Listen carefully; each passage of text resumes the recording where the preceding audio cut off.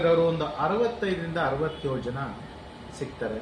ಇದ್ರ ಜೊತೆಗೆ ಅದರಲ್ಲಿ ಸ್ಮೋಕಿಂಗ್ ಮಾಡೋರು ಒಂದು 39 ಜನ, ಮತ್ತೆ ಆಲ್ಕೋಹಾಲ್ ತಗೊಳ್ಳೋರು ಒಂದು 44 ಜನ. ಇದ್ರ ಜೊತೆಗೆ 56 ಜನ ಓವರ್ ವೆಯ್ಟ್ ಒಬೆಸಿಟಿ ಇರೋರು. ಪೌರ ಕಾರ್ಮಿಕರಲ್ಲಿ ನಿಮ್ಗೆಲ್ರಿಗೂ ಗೊತ್ತು, ಅವರು ಬೆಳಿಗ್ಗೆನೆ ಎದ್ದು ಮನೆ ಬಿಡ್ತಾರೆ, ಕೆಲಸ ಮಾಡ್ತಾರೆ, ಬೆವರು ಸುರಿಸಿ ದುಡಿತಾರೆ ಅಂತ. ಆದರೆ ನಮ್ಗೆ ಇಲ್ಲಿ ಬಂದದ್ದು ಆಘಾತಕಾರಿ ಅಂಶ ಅಂತಂದ್ರೆ ಒಬೆಸಿಟಿ ಇರೋದು, ಓವರ್ ವೆಯ್ಟ್ ಆಗಿರೋದು, ಮತ್ತೆ ಹೈ ಕೊಲೆಸ್ಟ್ರಾಲ್ ಇರೋಂಥ ಅಂಶ ಅವರ ರಕ್ತದಲ್ಲಿ ತುಂಬಾನೇ ಕಂಡು ಬಂತು.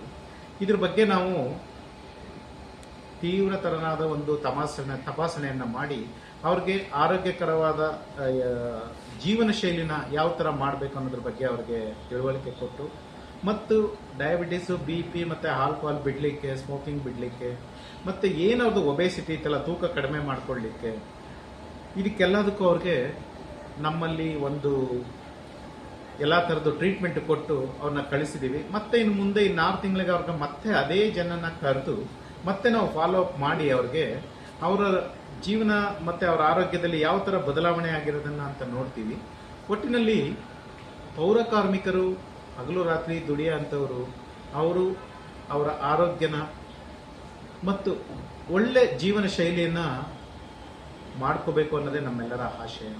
ಹಾಗೂ ಜಯದೇವದಿಂದ ಅವರಿಗೆ ಉಚಿತವಾಗಿ ಇದನ್ನ ಮಾಡಿಸಿ ಒಂದು ತಿಳುವಳಿಕೆಯನ್ನ ನೀಡಿ ಟ್ಯಾಬ್ಲೆಟ್ ಮತ್ತೆ ಟ್ರೀಟ್ಮೆಂಟ್ ಅನ್ನ ಕೊಟ್ಟು ಕಳಿಸ್ತೀವಿ. ಇದನ್ನ ಮುಂದೆ 4 ತಿಂಗಳ ಮತ್ತೆ ಬಂದಾಗ ಅವ್ರನ್ನ ಮರು ತಪಾಸಣೆ ಮಾಡಿ ನಮ್ಗೇನು ರಿಸಲ್ಟ್ ಬಂದಿದೆ ಅಂತ ಗೊತ್ತಾಗುತ್ತೆ. Thank you. ಸರಿ, ಮತ್ತೆ ಯಾರಾದರೂ ಈಗ ಪೌರ ಕಾರ್ಮಿಕರಾಯಿತು,